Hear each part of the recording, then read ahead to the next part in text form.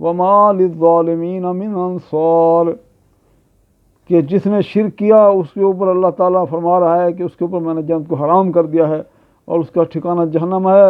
اور وہاں پر ظالموں کا کوئی مددگار نہیں ہوگا۔ تو اس شرک سے بچنے کے لیے ہمیں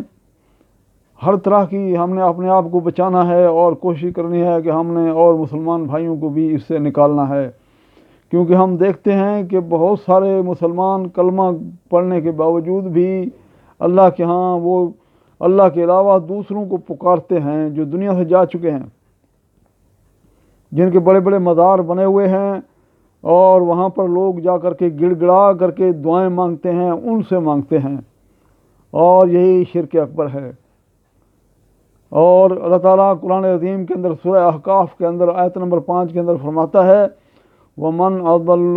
مِمَّنْ يَدْعُو مِنْ دُونِ اللَّهِ مَنْ لَا يَسْتَجِيبُ لَهُ إِلَى يَوْمِ الْقِيَامَةِ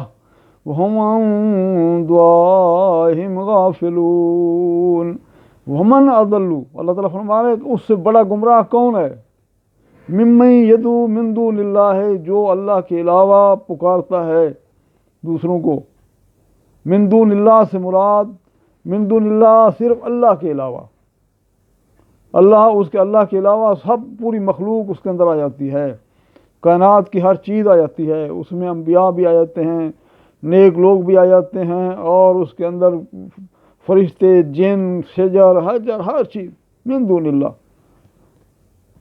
ومن اضل ممن يدعو من دون اللہ من لا يستجیب له الى یوم القیامہ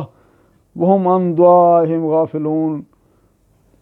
اس سے بڑا گمراہ کون ہے؟ جو اللہ کے علاوہ ان کو پکارتا ہے، جو قیامت تک ان کی پکار کو سن نہیں سکتے۔ وہم عن